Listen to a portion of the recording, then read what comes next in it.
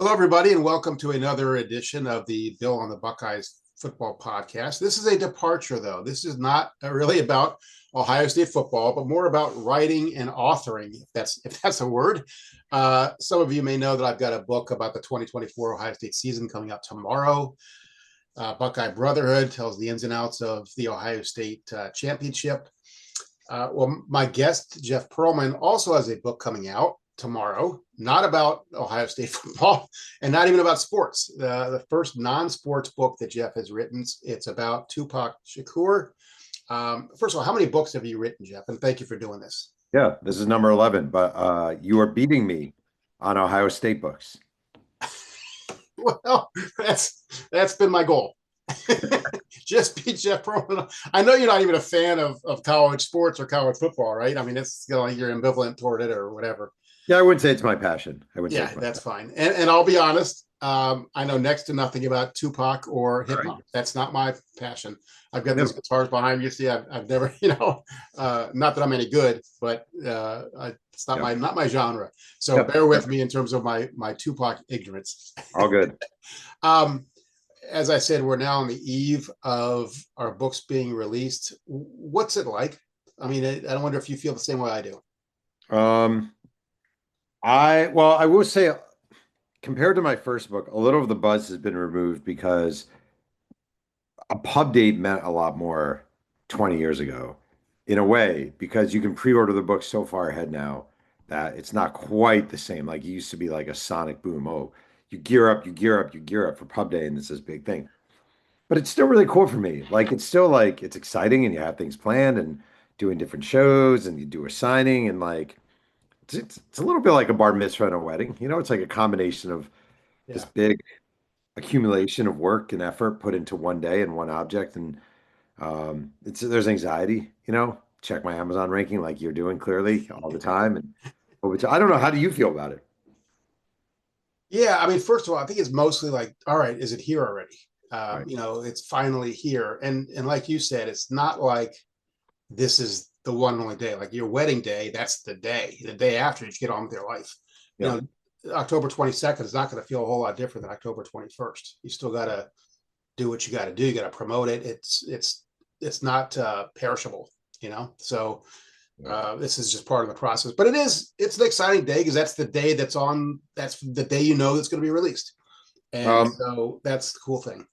I find what I try to more of, like yesterday, like you have these cool moments when it comes to book PR, and they go so fast, and it all goes so fast, and you spend 3 or 2 years on a book, and then it's bam, and it's over.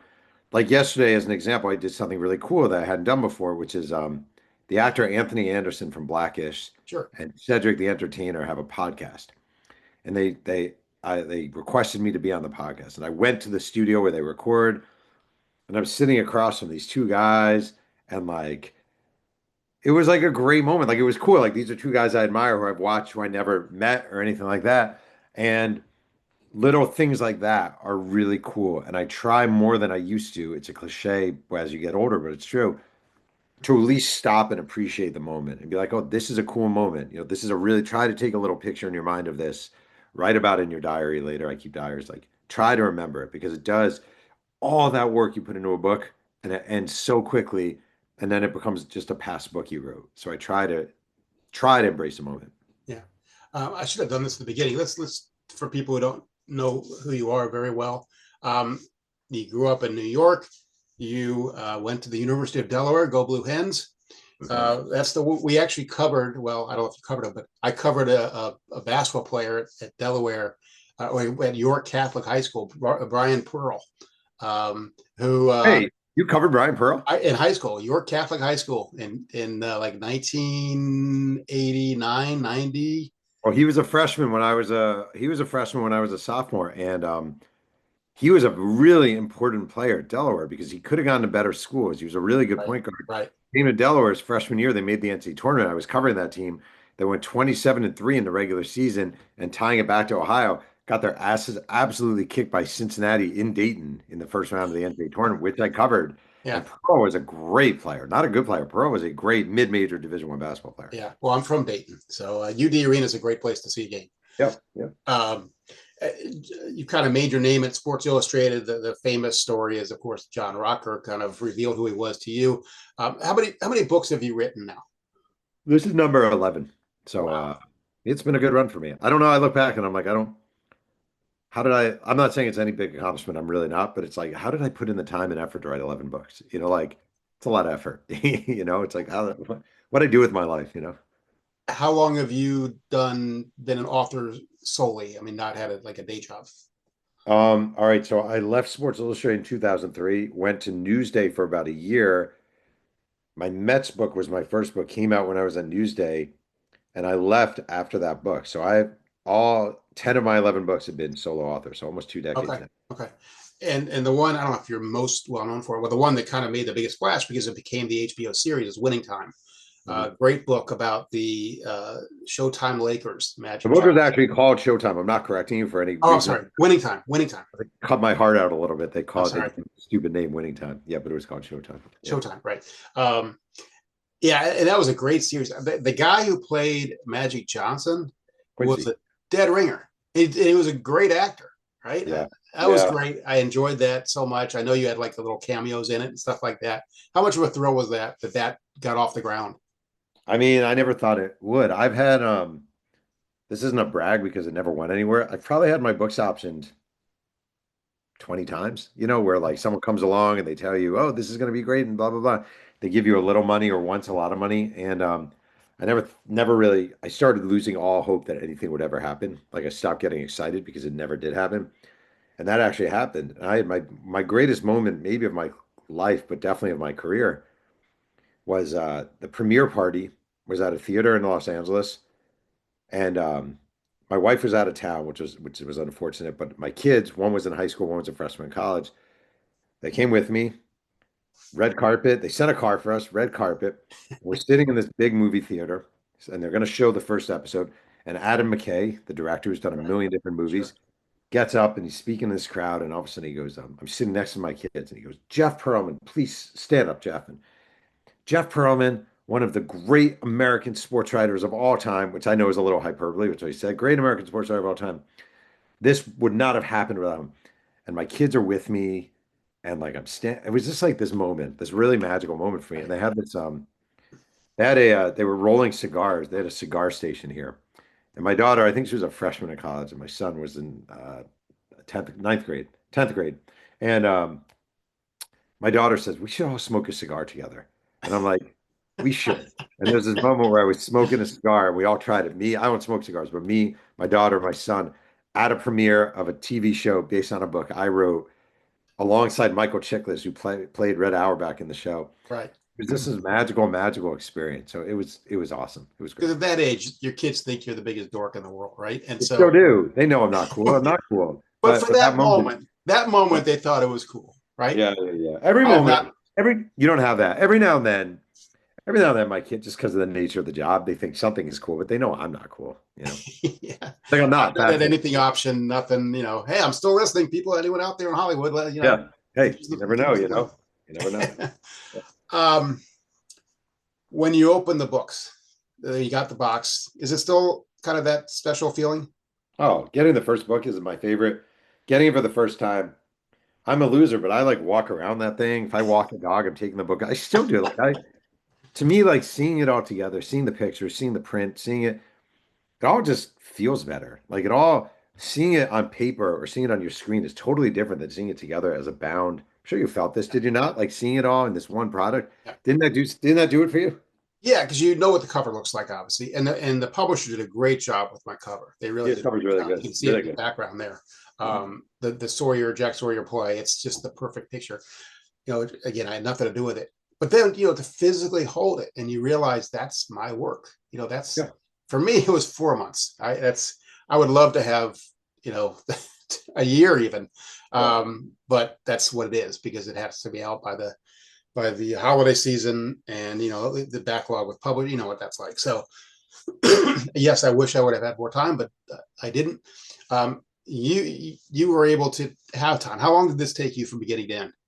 This took me 3 years. So this is a long one. This is the longest I've ever worked on a book. And, but that's not diminishing. First of all, you write about Ohio State. So like you have a base of Yes, knowledge true. that I don't have. Like I go in fresh, so it's not a same. It's not a one is better than the other. It's just No, you no, can't. no, no, not at all. Um, and look, I'm proud of myself for interviewing like 50, more than 50 people. Yeah, Basically everyone associated with the team and some of Ryan Day's family and things like that. You did, I think, 653. Is that the right number? you're exaggerating. It was 652. I'm sorry. Yeah, yeah, yeah. um, I know enough about your background to know that at least demographically, you and Tupac Shakur had very different upbringings. True. How did that shape deciding to write the book, writing the book, and what were the pitfalls and maybe benefits of having such different backgrounds? So I would say, when it came to writing it, I mean, I put it off for a long time. I had the idea a decade ago that someone asked me, I was on a podcast recently. They said, when we had you on 10 years ago, we asked you what your dream book was, and you said Tupac. So I had the idea a long time ago. I always thought someone else was going to write it, though. There's one writer in particular named Kevin Powell, who's a longtime hip hop writer, very good writer. And I always thought he was going to do it. And in fact, he had on his website working on a Tupac book for like a decade. And I finally realized this guy's not writing his book. And I just thought, I want to write this book because I want to read this book and I'm fascinated by it. So I finally decided to do it. My agent was like, I mean, bluntly, he's like, you're a white sports writer. Why do you think you can do this? And my sort of reasoning, at least in my head, was guys like you and I, like, we're trained to report and we're trained to dig and we're trained to sort of be journalists. And like, and we write about the fact of the matter is we write about we write a lot about black athletes in America and the experiences they go through. And I'm not saying it's the same thing, but we're not just coming at this with no experience, Right. probing and profiling and interviewing. And in a lot of ways, I will say, and a bunch of people said this to me, people I've talked to since, mostly black actually, in a way, you being an outsider probably helped you because in hip hop, there are a lot of preconceived notions, there are a lot of connections, there are a lot of biases, there are a lot of enemies, there's a lot of non-enemies. And you just came in as this guy from the outside with a track record, especially with the winning time at my back is a little bit of an oomph. Um, and you came at it fresh and like people weren't expecting anything out of you one way or another. And I think overall, in that way, it helped me. There are areas that hurt me probably, but overall, I think it didn't hurt me. I don't know. I, I mean, some of my probably my favorite question to ask anybody is why, right? Why I don't know this. Tell me. And maybe that was easier in your case. I don't know. I don't want to presume anything, but was that were you able to use it to your benefit that way? 100 million trillion percent. I actually think like, so I have some friends who are journalists and they definitely like talking more than they like listening. And I That don't is actually key. know how they're journalists. You know? Yeah. You know what I mean? It doesn't make sense. We are seeking other people's knowledge, right? Right. At the heart of journalism is we are curious people trying to get at the truth, and we are asking these people because we don't know the truth, we don't know their stories. Right. So I tell whenever I speak to whoever, the number one skill you could have is to be a good listener, to be 100. curious, and it's not about you, it's about learning the other person's story. Also, I would add, if you listen well, you hear things. This is a weird example, but it's almost like comparison, but it's like being a Doberman. Like you pick up little things that maybe you wouldn't pick up in a past life or before you were a journalist. Like little, someone makes note of something that their favorite soda is Coke, and they first had it, and you go down this rabbit hole of Coca-Cola and this person, all of a sudden you find this interesting thing. It's like you listen in ways that only you know how to listen. Like you and I have different radars for what we're listening to just because we're different people, but it does something for you. And with this book, like he spent a good chunk of his life in Marin City in Northern California, and he was living in public housing. And when he was there, it was crack infested. And I interviewed a couple of the crack dealers from the time period. And I sat in the front seat with this one guy in particular. Um, and I said to him, I was like, I just want you to know, I was like, I'm a total opposite from you. Like I'm a white guy from New York, from the rural sticks of New York. My dad was an accountant and my mom was a probation officer. I knew I was going to college. I never had to worry about getting shot, my mom being a crack addict. But you will never, ever, ever find anyone more interested in your story than me. And I meant it. Like that's what I said. And I use that over and over again in some variation or form. Like I do not come from your world. I'm acknowledging that, but I'm so fascinated to learn about it. And I do think if you can somehow convince people and show people that you're sincere, it makes a difference. Yeah, and no question. And um, were you at the point of your career? You mentioned that your agent was a little bit skeptical. Are you at the point, given the success you've had, that you could call your shots that I want to do this out of left field book and not get a lot of resistance? No, I would say no. I don't. Okay. There's a, you know what's funny? I mean, I want this to sound the right way, but I'm being serious. Like, so I've had a good career. Like, I've had a shockingly good book career, right? Like, I've had a bunch of bestsellers and I'm still writing books and whatever. And it's the 11th book. That's great. There's a difference between and I'm I'm probably in the top 2% of booksellers of all authors as far as like book sales and all that stuff, right? I've had a charmed, blessed existence in large part because I was lucky enough to get at Sports Illustrated. I found a really good agent. I picked pretty good topics, all that stuff. It's not like my skills are not that unique. But the difference between me and Michael Lewis, like if all of my sales were deleted from Michael Lewis's sales, he probably wouldn't notice the sales drop. Like it is a giant, giant step. Or the woman who does Harry Potter, like there's a huge drop. Those people can write about, they could decide tomorrow they want to write about hay barrels and they would get a book deal. I don't have that. Like I've earned some good cred, but Yeah. like Tupac, I had to convince him why Tupac's a good book. It wasn't just an automatic take it. Yeah. My wife and I have a friend who is a young adult author. She's written like 50 books and, just a really nice person and obviously a gifted author. I kind of joke with her that, mine's not even a fraction of what you've Right. sold. But Right. but they're always loving. Look, there are lots of people who would look at what I've done and say, you got some. Everything is relative, man. I mean, You've I've had a never very been successful rejected by a career. publisher. I mean, everything I've done has been kind of accidental, and so I consider myself blessed, even though I'm not, in terms of scale, anywhere near where you are. No, but you've had a much longer career in print than I've had. So I mean, Yeah, take that, Jeff everything's Pearlman. relative. Everything's relative. It's all And then I relative. gave it all up to join Substack. Well, that's a you problem right there. Yeah. um, what was the first interview you did for the book? Hmm. I think the first person I sat down with was a woman named Stephanie Frederick, who was a documentarian who did a documentary about Tupac. And I met with her early on to interview her and to also pick her brain about Tupac. It's not a dramatic answer, but Yeah, she was okay. nice. Okay. And mine was Nina Day, Ryan's wife. Oh, Um, well, that's really because I good. wanted to. I mean, we had a relationship. We had, I knew she, and we had talked plenty of times, but I thought that would be a nice baseline. You get Ryan Day's story. They grew up in the same city in Manchester, New Hampshire. And after I interviewed her for a couple hours, I was like, yeah, this is a chance to be good because, if you get the coach's wife and she opens up to you, that's a great first step. So Well, I just want to say, I also think there's something about credibility if you can go to other people and say, I interviewed this person. So if you can go to X, Y, and Z and they say, well, who'd you talk to? And I was like, well, I was just talking with Ryan Day's wife the other day. Even that alone to me is a really good first step. I don't know. yeah, yeah. And I really got, 90 whatever percent of people that I wanted to talk to, I was able to talk to. And That's so amazing. but at least I knew basically who I needed to talk to. I'm guessing for you, it probably felt like a little wild goose chase at times because there's not like a coach, right? I mean, and obviously Tupac's not here. And so was it like one interview would lead to the next, to lead to the next, to lead to the next, or do you have a list of 100 people at the start you want to talk to? Well, I mean, I do a lot of yearbooks are key for me.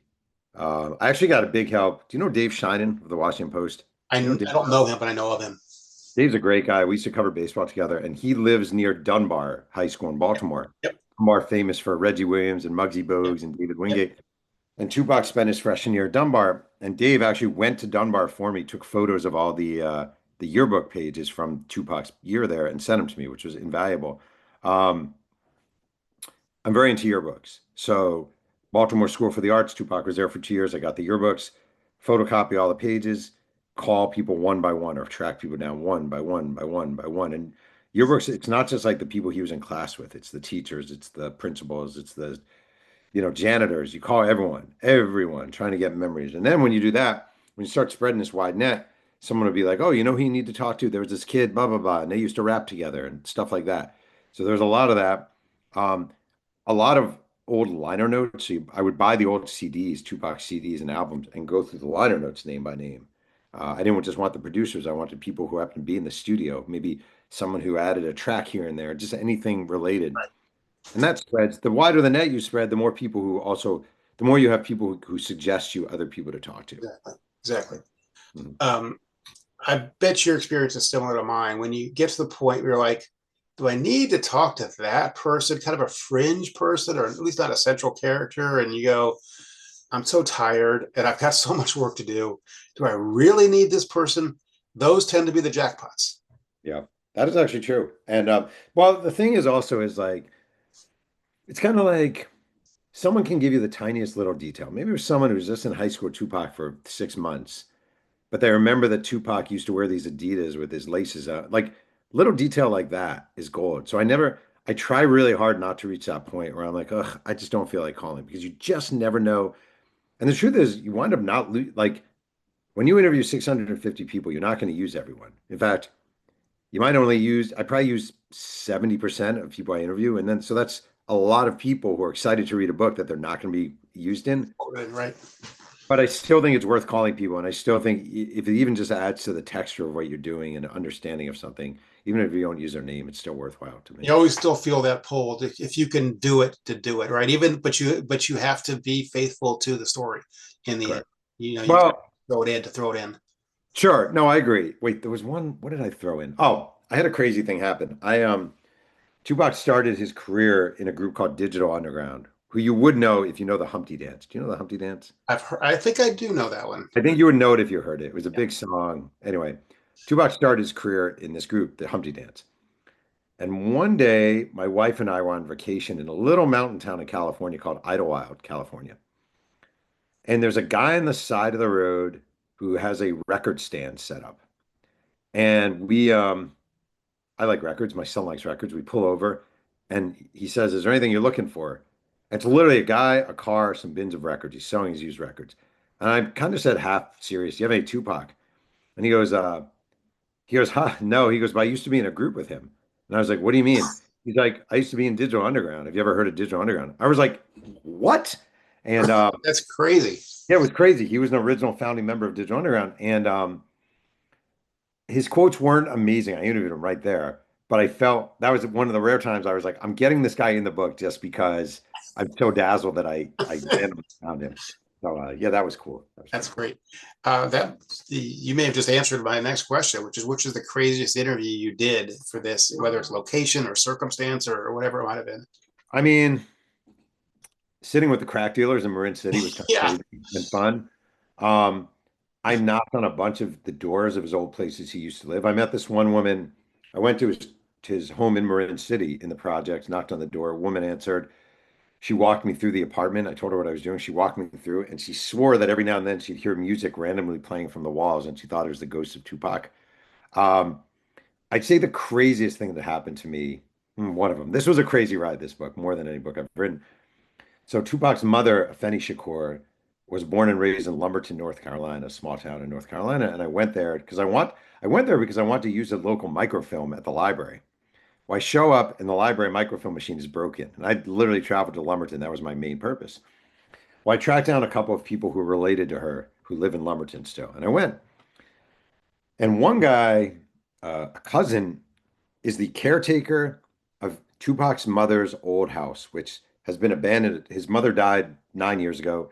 She had built this house in her old hometown to live in her later years.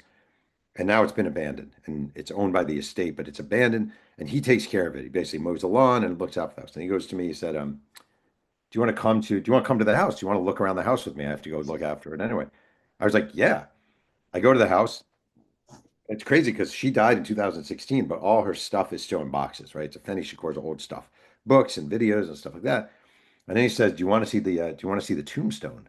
And I'm like, what do you mean? Because Tupac had been, his ashes had been spread in the ocean years ago, right? It was known it spread at sea. He's like, yeah, do you want to see Tupac's tombstone? I'm like, what do you mean? And he's like, well, his mom buried some of his ashes on the property. Do you want to see it? And he literally walks me over to Tupac Shakur's tombstone, which is located on an abandoned lot in Lumberton, North Carolina. What are the odds, right? That's insane. Like it's like finding Marilyn Monroe's grave in a Right. plot in Brewster, New York. Like it's the most random, Yeah. crazy thing. Yeah. So in my book is a photo of the tombstone of Tupac Shakur. How many states did you go to? Oh, all right. I went to California. I went to New York. I went to Baltimore. I went to North Carolina. I know these aren't state cities, but you get it. I went to New Orleans. Um, I had to drive. I mean, I drove a ton, so I drove through a lot of states too. So all told, I'd say 10 states, Okay. probably 10. All right. Yeah, not like 50. So Okay. Still, I'm particularly fascinated about the Brenda's baby story. I read the excerpt in GQ, and it was amazing. Tell that story. So there's a song called Brenda's Got a Baby. It was Tupac's first big hit. And it wasn't a hit, but it was his big song. And it's just Tupac was basically he was filming the movie Juice in 1991, and he was a voracious reader. And he would get the Daily News delivered to his trailer every day. And he gets it this day, and it's there's a headline, "Cries in the Night," and it's an article about a 12-year-old girl in Brooklyn in public housing projects who was raped by a cousin, didn't tell anyone she was pregnant, delivered the baby on the bathroom floor, wrapped the baby in a plastic bag, threw the baby down a trash heap.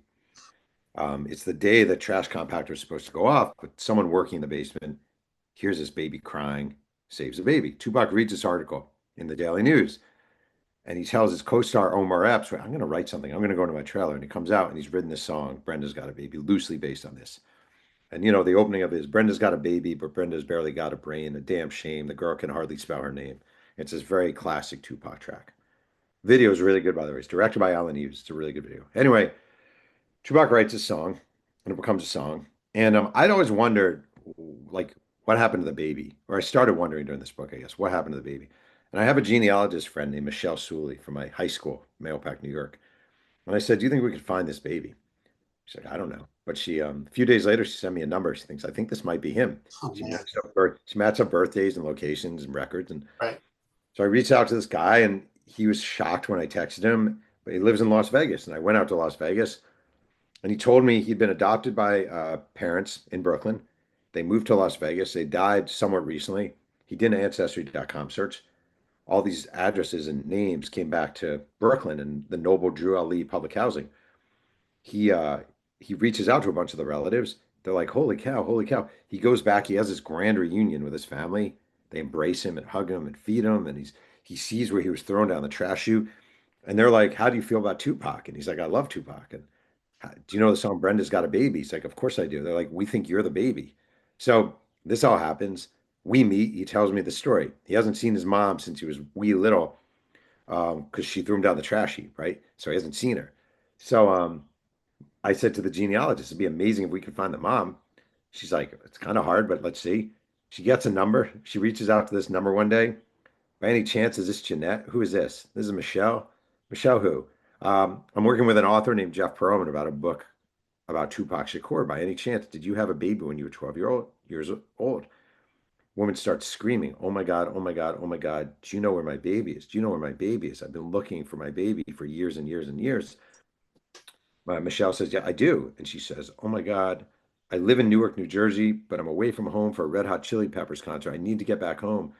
And Michelle said, "Well, where's the concert?" And she said, "Las Vegas." And Michelle said, "Your son lives in Las Vegas." And they met that night. Oh my God. You know what? Yeah. I'd read the story, read the excerpt, so I knew it. It still just gave me chills. It's bonkers. It's super crazy. It's one of the craziest things ever. That So, is just crazy. yeah. Um, Getting a little bit back to the writing process, I know for me, there's this feeling as you start this thing and you do the interviews, and in my case, I had to report and write at the same time just because the time crunch. But I've always thought with all the books I've done, this sucks, this sucks, this sucks. It's terrible, it's terrible, it's terrible. You're trying to assemble all these puzzle pieces, this big jigsaw puzzle, but you got to put them back together. And even as I'm writing, I'm thinking, this is terrible. This is you can see all the flaws. Sure. And then as you get closer, as I got closer, I thought, okay, this doesn't suck. And then maybe when it's done, and you have a little more time after you're done, you might reread it again, like the final proof, and you go, hopefully, yeah, this is pretty good. Yep. That's the experience I generally have. Is it the same for you? I'm just curious. It's pretty similar. I mean, I don't know. Like I'm kind of pathetic, I think, in this regard, in that, ugh, this sucks. This sucks. Someone, a friend or someone I trust reads it. This is really good. Oh, really? I guess it's really good. Like it's like I need someone to reaffirm to me that it's not horrible, and like my editor read it. He's like, this is really good. And I'm like, is it really good? I don't even know. And then when I see it in book form, I'm like, you know what? This isn't bad. Like, this is okay. This is pretty Yeah, good. Yeah, I'm very thin-skinned and I'm very self-critical and you see every flaw and right. I did there's already a mistake I found in my book and it's just eating Oh, me it up. drives you nuts, doesn't it? It just destroys you. Because I've never to use a baseball term, I've never come close to throwing a perfect game. I don't even know it exists in books, but like there's a guy in my book named August Terry.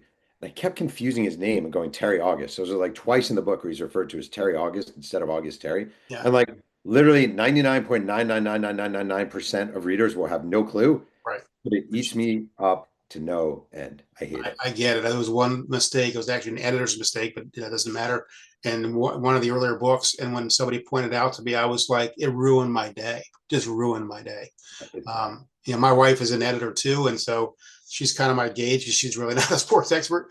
I tweet stuff occasionally as talking, Mrs. Sports Writer. It's amusing, and she read a few chapters, and I could hear her laughing, and I could hear her crying, and I thought, okay, Oh, you know, it, good. Yeah. this must be okay.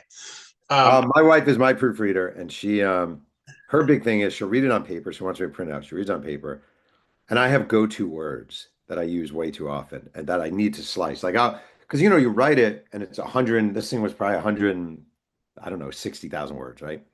And you write it, and you think of it's basically chapter by chapter. So there are words like I tend to use like hence, whereas, I don't know, weird words. right, I do like gasp. It was an old SI device, right? I'd be like, he was gasp naked, like that kind of thing. And she will circle them. And at first she'll be peaceful about it. But as she gets to like the fifth, sixth, seventh gasp, can you stop using this word? Like that kind of thing. right. Yeah, one time we got into a little spat because I had told her this is the early stages, and there are going to be typos and things like that. Don't line edit it. Just read it like just content. And she said, you got this. I'm like, ugh. Yeah, I told you. So it's like, Shut up. I don't. Yeah, right. Either be my wife or my editor. It might not be able to be both. But Yeah. Anyway, what's been the reaction so far from people close to Tupac or just others? So I had not that many people have read it yet, but the people who have read, I showed it to a few people. I gave early copies, not for approval, just because they helped me to people who helped me who are close to Tupac. And I'm not just saying this for the sake of whatever. It's been really positive so far. Now, it won't last. I know it won't last. There are going to be a lot of people there's some criticism coming, I'm sure, and some people are going to say this is bullshit or who are you to write this, blah blah blah. So we'll see. I always tiptoe. What's been the reaction to yours? Positive? Yeah, so far. I mean, certain people have read the manuscript, and Hal McCoy, who is Oh, I love how. yeah, okay. I sent him a manuscript, and he just raved about it. And he was going to read it like that a couple of days later, and he read it that night. He read the whole thing at once. Yeah. He was like, "Really?" And just so when that happens, it makes it all worth it, right? It's just a wonderful thing. What's next for you? Are you going to take a little bit of a break? No, I already started. I'm doing a vanity project because they're letting me. I always wanted to write a memoir about not that anyone will care, I'm acknowledging, about my early career as a screw up in Nashville. I've been telling these stories for years to people, just about all my just ridiculous, embarrassing things. And I always wanted to write as a book, more of just for the fun of it for myself. I know it's not going to be a Right. huge seller or anything, but so that's it for me. Well, you've earned it. You've earned it.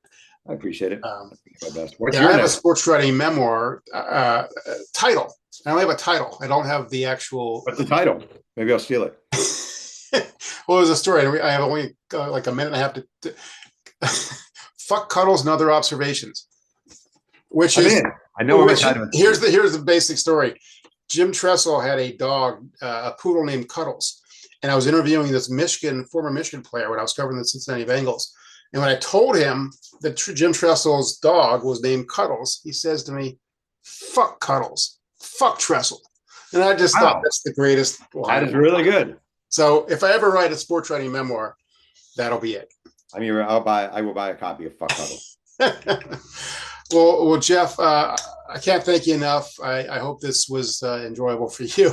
Yeah, yeah, this is great. I Yeah, appreciate yeah. Thanks so much. And again, your book is available everywhere. The definitive biography of Tupac Shakur. And somebody's